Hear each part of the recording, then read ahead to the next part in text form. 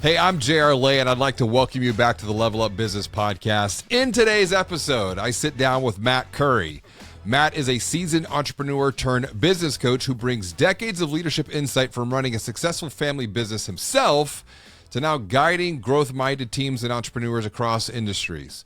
Matt and I are going to explore what it really takes to lead your team as an entrepreneur through uncertain times, and I get it. Times feel uncertain right now for sure. But we're also going to unpack a strategic tool. It's a tool that I think is going to truly transform the way that you see yourself, the way that you see your team. It's a tool that Matt calls the Strengths Multiplier. And you're going to learn how the Strengths Multiplier can help you move your team, guide your team from confusion to clarity, while at the same time elevating their energy, elevating your energy. But first, if you are a B2B entrepreneur who has unique wisdom, just like the wisdom that Matt's going to share with us today, send me a text right now, 832-240-1922, because I want to teach you. I want to teach you how to capture, how to publish, how to amplify your unique wisdom so that you can elevate your brand's influence to increase your revenue by turning video content just like this, just like the content that you're watching right now, into a best-selling book in just 90 days.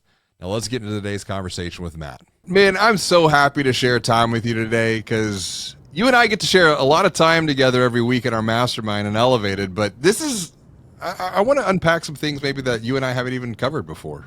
Sure. It'll be exciting today. Thank you for having me, JR. Absolutely. I think about the work that you have done. I think about the work that you're doing. I think about the book that you're even writing right now with Shannon Waller over at Strategic Coach.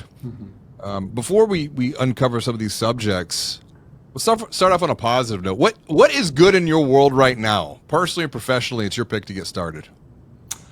Oh my gosh, it's just an exciting time, and for me personally, I'm a business coach. I get to help people a lot. I've scaled my own business. We'll talk more about that. But I'm in a moment of really using new tools to help my clients, and so I just had a great session yesterday with a client, teaching them about some strengths they weren't aware of, and that go deep below the surface and helps this particular team sync together energetically like I've not seen them before. So they're really in a moment of time here where they've got to come together because there's a lot of challenging things going on in business right now.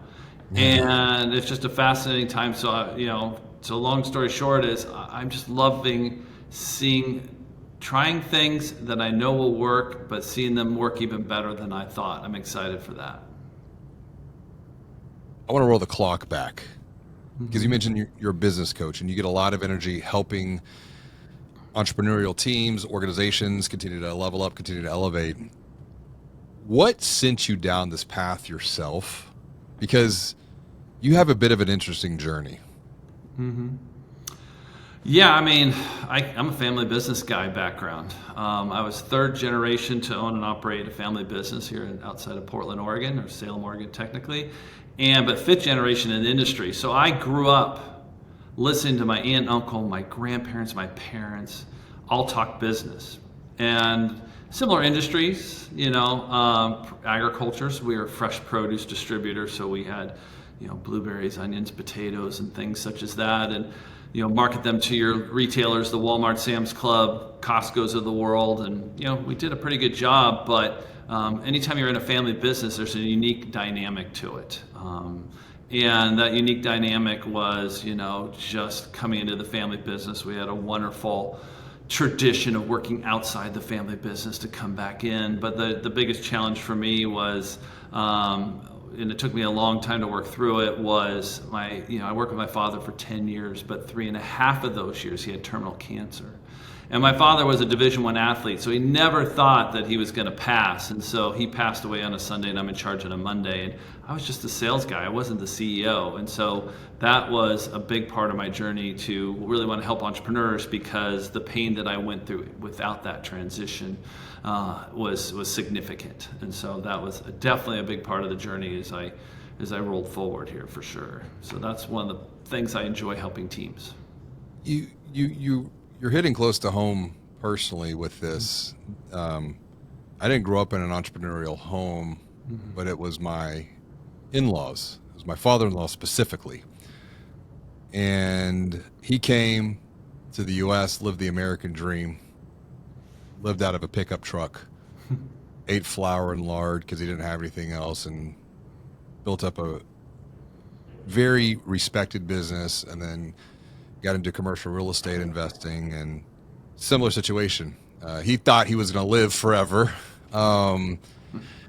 And he never transferred the knowledge that he had, the wisdom that he had. And when he passed last year, it all went with him. And I tried a couple of times to sit down and literally have a conversation like you and I are having. And that's what inspired me really to launch Level Up Business, because entrepreneurs, they have this unique wisdom that you can't find anywhere else. And that wisdom comes from lived, learned, shared experiences. And it's something that makes me sad of, like, I wasn't able to unlock that with him, even though I tried. But if you think about your experience, your father passed on a Sunday and you're in charge on a Monday, and you were just the sales guy. That inspired you, though, to take that experience to go help others. Yeah, I mean, one thing, the other thing I grew up with was tremendous learning disabilities. And so, like, I was so used to getting help. And so what I mean by that, when I was getting help, is like, I had tutors from learning to read all the way into college. It was hard for me to get things in my head and be able to do it well at the school level. But I got through, graduated and all that, but with tremendous help. So my mind, luckily with that background, I immediately was seeking help, and I had some great mentors. One of my mentors was our corporate attorney, and he introduced me to something called Strategic Coach. And so Strategic Coach was so I was in Strategic Coach before my father passed, which was extremely helpful, because literally on that Tuesday after I took over, I was at Strategic Coach. So I came in on Monday, did we're going to move forward, we're going to have a great future, that kind of speech to the team. And then went to Strategic Coach to kind of map out what the plan was. And so that's where help was huge. And in that journey of getting help, Strategic Coach making me think differently, a long time. I was lucky enough to be in a group with a gentleman named Gino Wickman, who wrote the book Traction. And so getting to know Gino before he is who he is today, I was one of the early adopters of EOS. And so that was super. So combining Strategic Coach, the thinking level, the type of work, how I can build the life that I want, but then also bring the system into the business, was the catalyst for me to kind of scale the business, get the right people on the team, and was huge. And that's where I started to have these inclinations, and it was a long journey. I ran it for 12 years, and I'm jumping ahead here, but I did sell it. But people were always the thing I was fascinated by. If you would talk to any of my ex-team members, it's like, was I fascinated by onions, or was I fascinated by people? And I'll tell you, every day it was the people component, for sure. Not that onions can't be interesting. If you're in that industry, I'm not anymore, but I get to see those people, because those people are my clients, some of them. And it's, they got that uniqueness that makes it very interesting to talk about it. But nonetheless, I love where I'm heading to right now, which is that people helping focus. And it's so fun to see people achieve. That's interesting, because I'm resonating with this. I think about how I got started as an entrepreneur. It was building websites for banks and building websites for credit unions. But over the last 23 years, I started to feel this like tension in my own personal entrepreneurial journey. I wasn't interested in the websites, and we stopped building the websites about a decade ago when we moved into the consulting and the advisory space, and we started doing all of this, what we would call website secret shopping. And it was the study of human behavior, why people buy, why they make the decisions that they make, particularly when it came to buying a financial product. And so I started to really dive deep into what I call digital anthropology, the study of marketing, sales, tech, and human behavior. But I was most fascinated, like you, with the human behavior. So it was like, our websites and code, is that interesting? That was my background, my past. But I was starting to uncover this whole new area of curiosity, which was around people and human behavior, which is where, I've done 500 plus podcast episodes and the conversations, and then realizing, like, I want to help people unlock that wisdom and share that story, share that perspective with the world. When you think about your journey and your transition from onions to people, What were the biggest lessons that you learned through that shift? Like you said, it didn't happen overnight, but even to perhaps connecting some of your past experience, like you mentioned that you had some learning challenges along the Mm-hmm. way, growing up, and perhaps how did some of the overcoming some of those challenges in the past provide a catalyst and a springboard to make this transition from onions to people with the coaching you're doing now with other businesses? Yeah, I mean, it's been a great springboard because, one of the things that just fascinates me is the uniqueness of people and teams. And so I enjoyed trying to put my best team together at my old company. I mean, I had one position that I took 2 years to recruit the person to come on board because I knew they fit our culture and also they really fit, just what was needed for that position. It had a lot of unique skill sets. And then also, some people considered I put a dream team together of people. So I was really, really into recruiting the right people to come in and do things because I was sitting in a room and we're all under 40 and none of us had been, at the time, like a $40 million company. We're growing about $5 million a year. And like nobody in the room had been in a business bigger than this. And so we needed some people who've been there and done that. And so what's nice is, have the experience of making some changes on the team and moving people around, bringing in additional expertise. And that's what I get to do now. I really love helping people who are currently on the team go to the next level. I really, really work on that. I enjoy helping them understand themselves a little bit better. I enjoy helping them, giving them tools so they can lead their people better. It's fun to be able to do that. Kind of one of my knacks is to kind of build new tools and help people, come up with unique solutions for themselves because each particular client of mine is a totally different experience. And so, it's been a wonderful, transition where I'm coming into where my product is the people.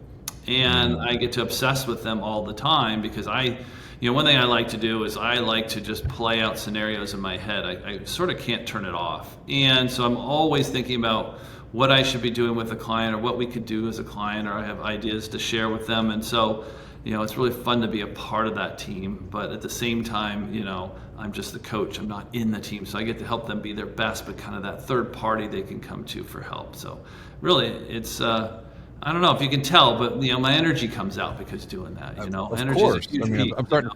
Let's keep unpacking that because Yeah. Mm-hmm. you're helping develop tools, and I would say perhaps maybe helping them see different than what they were able to see before Right. by providing them with perspective, a resource, clarity where there perhaps were.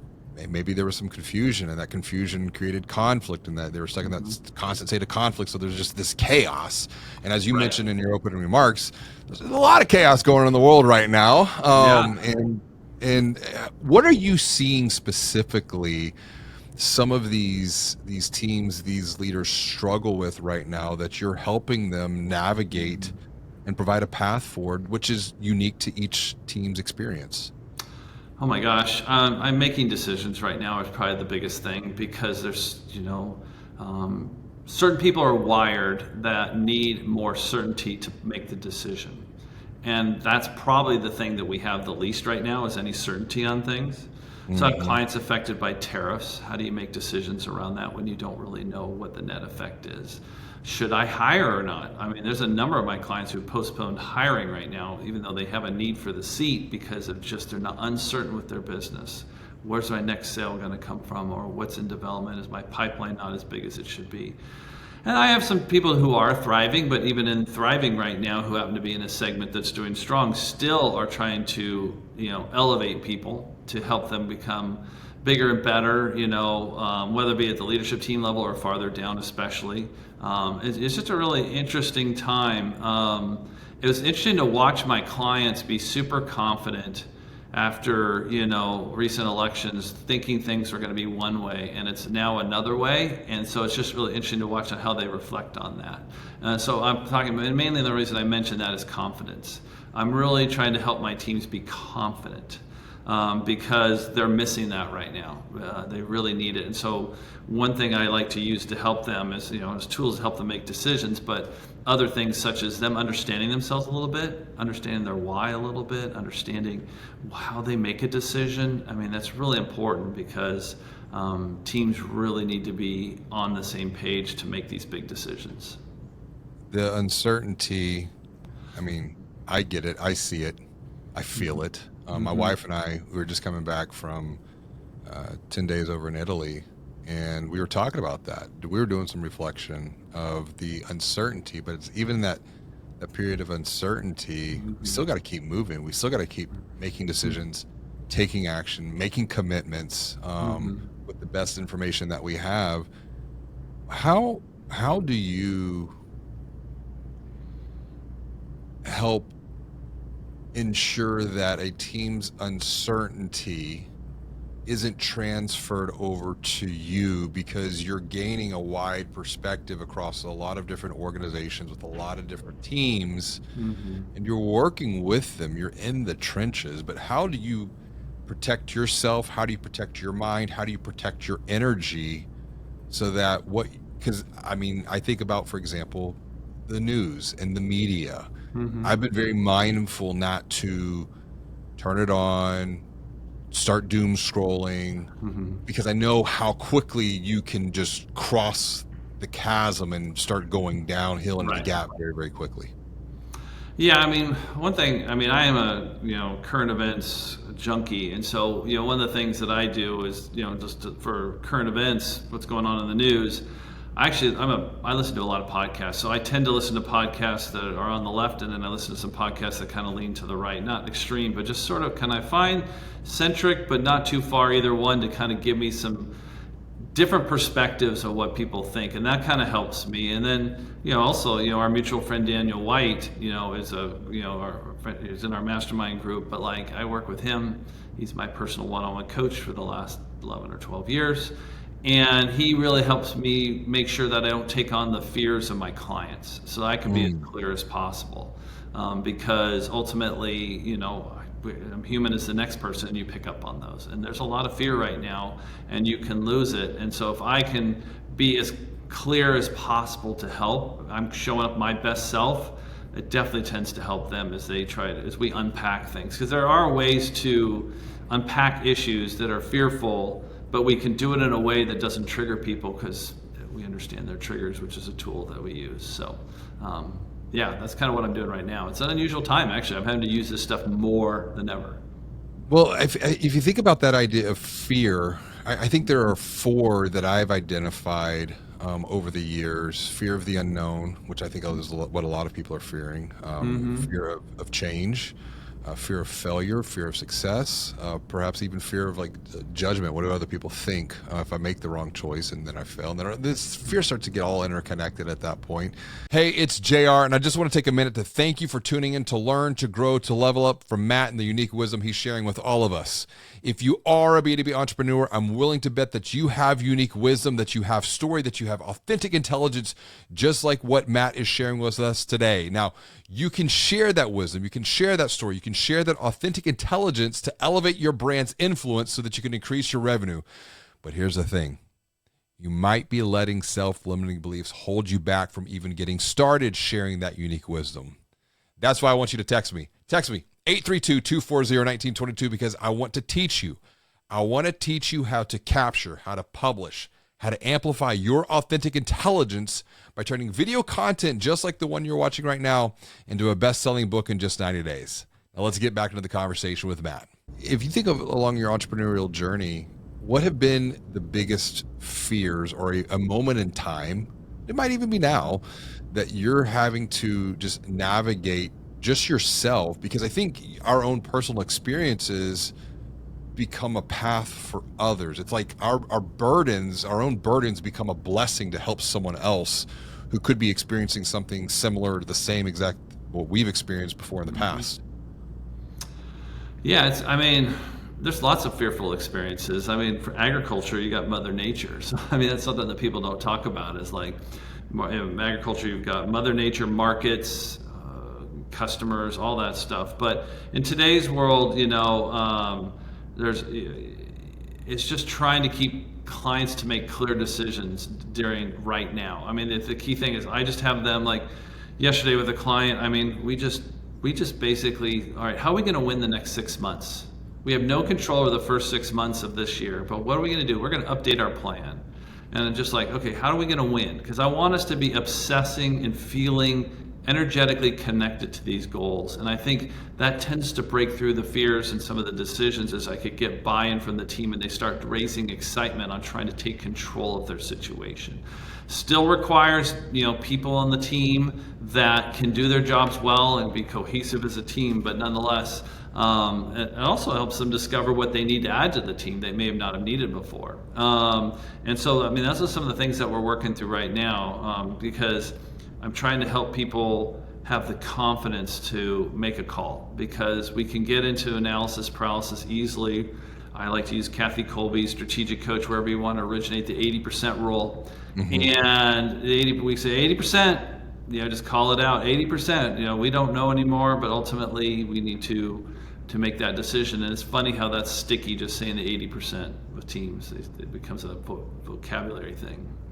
What tool have you developed that you feel like helping teams the most find that clarity, create that movement, that they don't get stuck in analysis and paralysis that comes from that? I think the tool is a kind of a combination of tools, but it's something we're calling the Strengths Multiplier. And so the Strengths Multiplier is combining 4 different strengths so that we can have real clarity on where the energy comes from in our strengths. The first one is print. A lot of people haven't heard of print. It's been around a while, but it's extremely powerful. And it's all about our why, understanding what the why, what drives us, where does our best self show up, and then where does our triggers. And so I taught that yesterday. And it's so powerful when a team knows I need to show up this way to be consistent for my team to excel and be their highest performing self, whether it be me or people who work for me. And then what are the things that trigger me that I didn't know before? It's so under the surface, so visceral is the word. And so people understanding that is extremely impactful in making these decisions. And then the other tool we've been using very heavily is Working Genius, because Working Genius is just all about productivity and understanding, where do I fit in this project today or the programs that we've got going? Am I the person that loves to be at the higher elevations brainstorming, or am I the person obsessed with getting things across the finish line? And so, and anywhere in between. And then the next one is Kolbe. Been certified in Kolbe. I'm certified in all these except for CliftonStrengths at the moment. But Kolbe, is one I used in my business forever, and I would always hire with that because, it's the first thing I teach actually with all my clients, because it's how you take action. So it allows me to know, is this a team that really I need to move fast with? They like to move, they love to brainstorm things, all that. Or is this a team that's really plan oriented? Is this a team that's really into the details? I'm going to have to go pretty granular today. And that really allows us to understand the speed of how fast we're going to be able to move with things. And then the last thing I love is CliftonStrengths, and that's just how, it's the way that we take action with our strengths. And so where this leads to, for me, is like this big aha, is like, my number one strength finder is individualization. And so individualization is just the fascination for understanding people and teams and uniqueness and all that. So that's why I'm so into customizing my programs for each client. I don't do it exactly the same way with each client. I have these assessments that allows me to understand them on the way they want to do. And so, this is the big thing I've been working on. I've created other tools, but for me, this is, for the book, we're writing a book coming up here, and it's, I'm getting tremendous feedback from my clients and how much they love this assessment and what this is doing, because they're having the ahas that are needed for them to be as productive as possible and really find, it's all, what is an organization? It's all energy.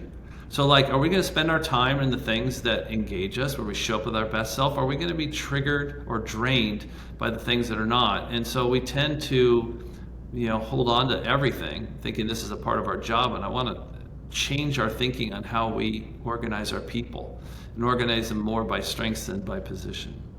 So that's interesting. No, it's so interesting that you're bringing all 4 of these perspectives. And the way I look at perspective, it's the sum of context and framing.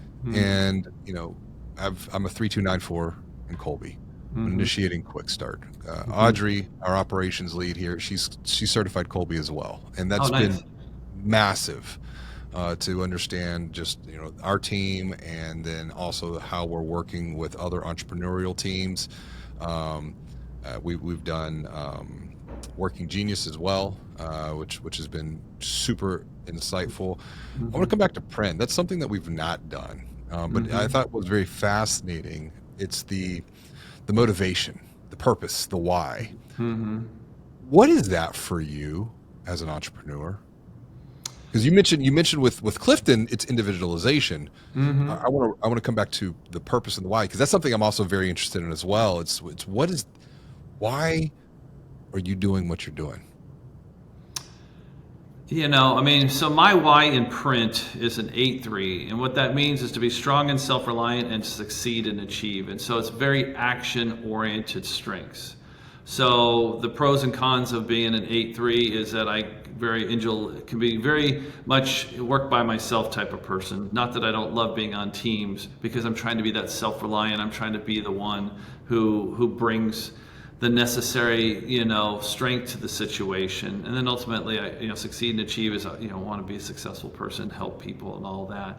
So it's really this interesting combination of individualization, actually there's an overlap there. What I mean is that individualization is how I show up trying to be strong and self-reliant. That's how I lead my particular teams, help them to think more action-oriented, help them to be resilient, and it's those overlaps there. And so for me, the why has been so interesting because I get really triggered by slow-moving people. And so how do I deal with slow-moving people? And so I'm teaching myself to be more patient. But now I have this awareness. I just knew that I had this trigger. But, and so that's how I work on it, because we are going to always work with slower moving people. They're always not going to move at your speed. And frankly, their speed might be better because they're doing better work than you. So it's not like, oh, I found the way, I am the way, this is just me. But for understanding here, like I'm teaming up, with my assistant and I, Gwen, it's like we work at different speeds. Not that she works pretty fast, don't get me wrong, but I work sort of crazy fast. And it's not, and it's like, and that crazy fast doesn't always work. And my patient's like, why can't we do this yesterday? That's partly quick start and, in Kolbe too. It's like, I'll be with you, if I've had you in my session, JR, and you're going to sit there and go as a 9 quick start and go, I think we can get this done next week. And and then your high fact finder follow through is going to go, no, it's going to be like 6 weeks, because you're thinking you don't see the steps in it and you're just going to move forward yesterday. Wow, okay, why can't we get this done? So you got to find that happy middle ground that makes sense to both of you, so neither one of you get triggered, right? But that's how we all need to team up. Because strategic coach is wonderful. Make it up. Someone needs to make it real and Make it all repeat. that. Right? Yeah, exactly. And Yeah. Thank you for finishing that. And so so it's interesting. So when you start seeing these different things in the room, oh my gosh, it's sort of magic, because you just see where people are coming from, and they start having these ahas and understanding the needs of certain things. And so, because you're going to have your sales guy who wants something done yesterday, and you have your ops person like, I'm so hammered, I got too much to do right now, I might get it next week, and there's going to be conflict over that. And so how do you bridge those together? And when you understand how each other's wired a little bit, you can find that common ground, because you understand where they're coming from, and you understand where they're coming from, and you work it out. And so those are the things that are so necessary. I want to come back to this book that in the process you're going through with Shannon, and like you said, your clients are fired up, they're excited, and I'm feeling like, as we keep going through this conversation, like I'm watching your energy level just continuing to climb and climb and climb.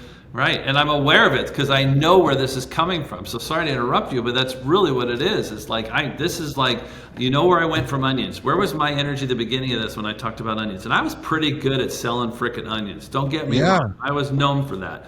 But holy cow, when I could talk people, I can go all day. Well, I want to pause you on this point before we get back to the book, because it's interesting when we're talking about the idea of energy here. Right. 10, 12 years ago, I would have called woo-woo on this. Right. I'm a believer now. And I'm curious, and I think this was my big frustration with my previous entrepreneurial venture. As the more that I learned, the more that I watched and observed people and teams and organizations, and the more that I tried to open up space in financial services in the banking world of let's talk about this. Let's explore these different areas, like Kolbe, for example. There was this just continuous resistance, and I'm like, why am I pushing against a wall and I'm not getting anywhere? And it was actually my mastermind in Elevated last year.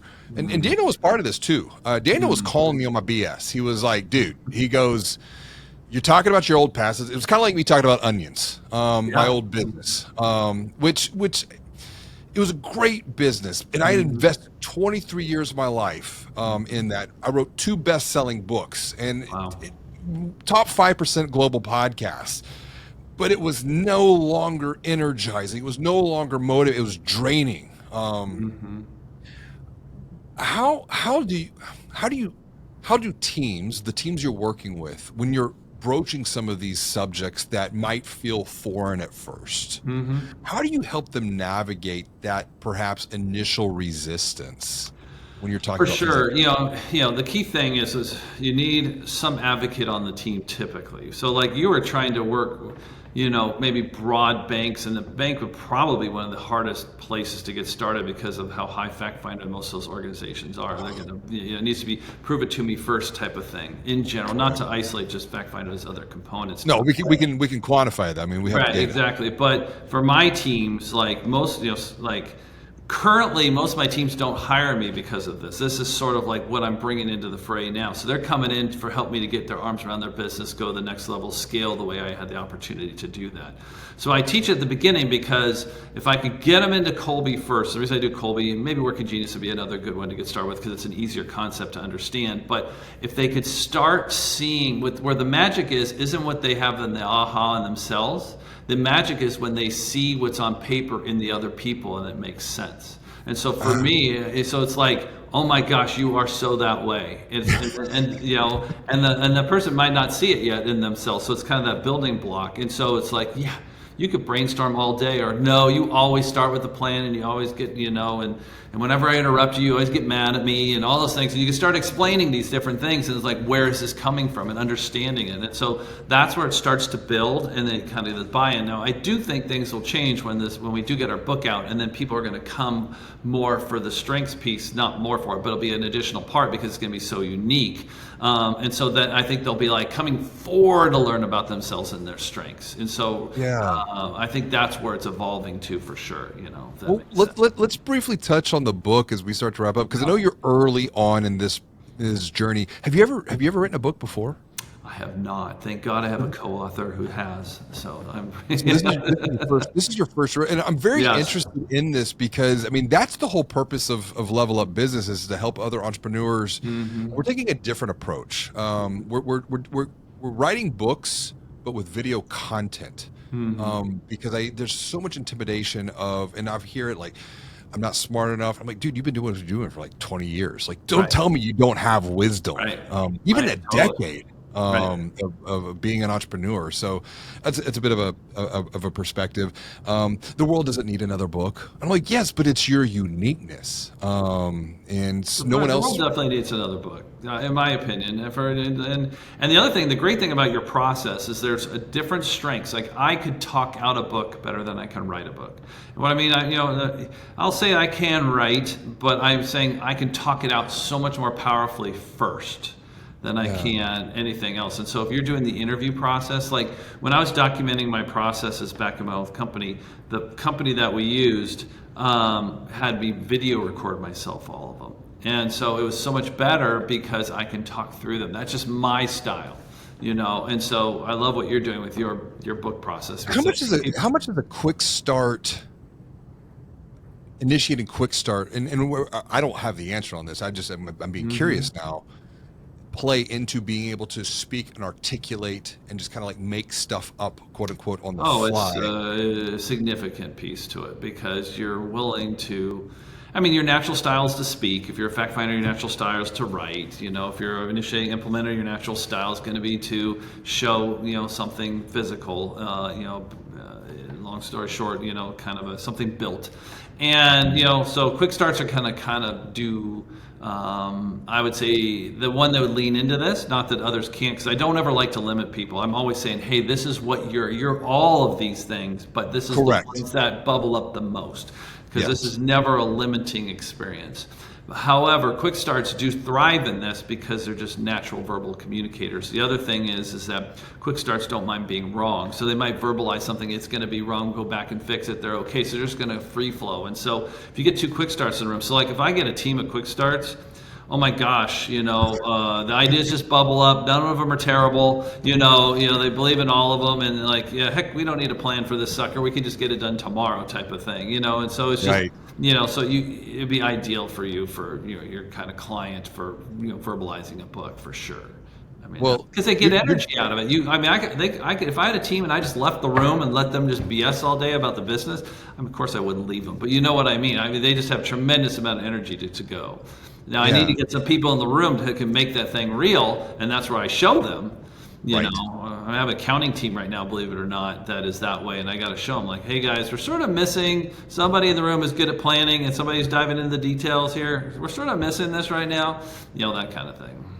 Yeah, but you're doing this. You've got a collaborator, Right. and she's been through this process. But I think what is interesting is I hear you just sharing your experience is the back and forth. How are you doing this together? Like, what does that experience look like for the two of you? Because you have perspective, Shannon has perspective. You have this unique, but then you're bringing this together to co-create something that hasn't existed before, which I'm finding super fascinating. Yeah, so what we did was we started with the outline. So the outline is 12 chapters. We have an outline, and then what each chapter is about. Now we have tweaked it as we've gone, but at least gave us a baseline. So we're both initiating quick starts. So the best thing for us is to do a Zoom and record our conversations together. And what we've been doing that is because it's just we're brainstorming out this book and telling stories. And so we can get it out, and then, obviously we save it, have a summary sent to us, and that becomes the origin of the chapters as we go forth. And we have a Google Doc that we share back and forth and kind of keep adding to it. So, but we do start everything out in our strengths, verbalizing things. And our conversations go beyond just what we need for the book. We're going through our own learning experience because, Shannon is I would say, number one team strength person in the world. That would be my opinion of her because of just the uniqueness of what Strategic Coach has done over such a long period of time of teaching people their uniqueness. So if you join Strategic Coach, the things they're going to have you take is your Kolbe, and then you're going to have your CliftonStrengths, and you have your print, and then you wear this little badge with at least your print and your Kolbe on it. And so it's a language. And so you have a language and you can understand, oh, you're a 9 fact finder or whatever, and it's really helpful, and it does kind of set the tone for conversations because everyone understands where they're coming from. And so for us, it's sort of like we're merging this thing together. We're learning as we go. Her expertise is huge. I have a knack for it, but I'm catching up with her experience, if that makes sense. Like, I think I have all these ahas. I see new uniquenesses in teams, but I'm having ahas myself. I have this document I call the Energy Insight Matrix. And what it is just like me capturing those energetic things, those things that don't, kind of just don't drain you but don't fill you up, and then the absolute drains, and then who to delegate it to, the ones that you want to hand off. But the thing is, I am getting so clear on where I head to because I want to spend my time in my top 20%. And eventually get myself to the top 2%. Because I personally think this is sort of an offbeat comment, but I think it's going to be a component of competing with AI.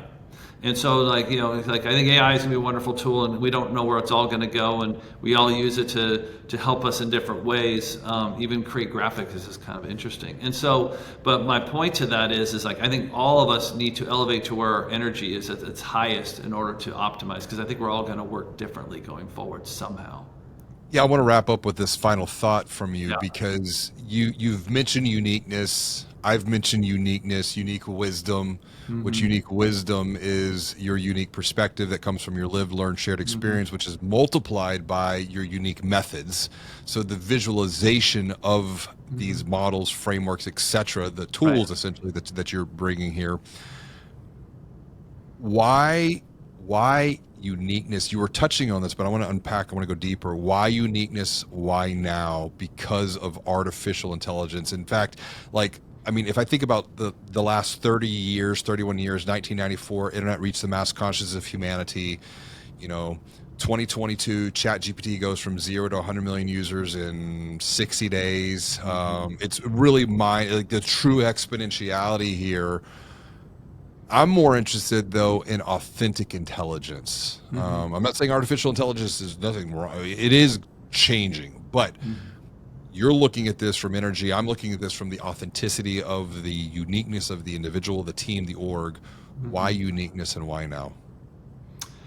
I mean, I just think sort of a lot of things have come together, and I don't even know if I have the perfect answer for that. It's something I've had in my head for a while. I've been sharing it with Shannon, and then we just decided to do it. And it was kind of a 2025 thing that we were going to start doing this, and because I just feel like dots are connecting. I don't even have this great answer for you. It just seems like the time is right. It's fitting. It's something I'm excited about. I don't know if I'm creating it just because my energy is so excited. I'm going to bring it to the world because it's, I think it's cool. But I mean, it's being impactful, and I'm watching the impact on teams. But I think AI is sort of this thinking was before AI was a part of our life. But I do think it's like unbelievable timing sometimes when you have things in how the world evolves. Because we're ending on uniqueness, for someone who is watching and listening, I always want to send someone away that's made it this far in our conversation, and I'm so grateful that they did. What's the one thing that they can do right now to lean into their uniqueness, to lean into these strengths that you're so interested in helping to create awareness around, to create action around? What's the one thing that you would recommend they do next? I mean, I think the easiest one, I think, is to take their Kolbe, is have their Kolbe to go online, go to Kolbe.com and take their Kolbe A. I think that would be, it's always good to start with how you take action. I think there's a lot of ahas. Not that, I mean, I could tell you to start with any of them. I'm just going off of maybe my bias here because that's what I started with, but I would do that. That's where I would go. Yeah. How you take action, how you solve problems. Audrey and I have had a conversation about Kolbe on the podcast. Matt, if someone wants to continue the conversation that you and I have started here today, what's the best way for them to connect with you, reach out and say hello? You can email me at matt@giant-results.com or on LinkedIn. It's perfectly fine too. You can message me through there, those two areas. Connect with Matt, learn with Matt. Matt, I'm super stoked and excited for this new book. I didn't even have the perspective before of like where you're going to take this, but I'm even more excited. So thank you for sharing this, and we'll have you back. Thank you. I appreciate it, JR. I really, really, really appreciate being here today. Absolutely, buddy. Appreciate you. Appreciate it. Thanks again for tuning in to learn, to grow, to level up together with Matt and the unique wisdom he shared with us today. If you are a B2B entrepreneur who is ready to elevate your brand's influence so that you can also increase your revenue, I know that you have unique wisdom, that you have knowledge, that you have a story just like the wisdom, the stories that Matt have shared with us today that can help others elevate their business and their life. But here's the thing. You might be letting those self-limiting beliefs hold you back from even getting started in the first place. That's why I want to invite you to text me right now. Send me a text, 832-240-1922, because I want to teach you. I want to show you how to elevate your brand's influence so that you can increase your revenue by turning video content just like this into a best-selling book in just 90 days.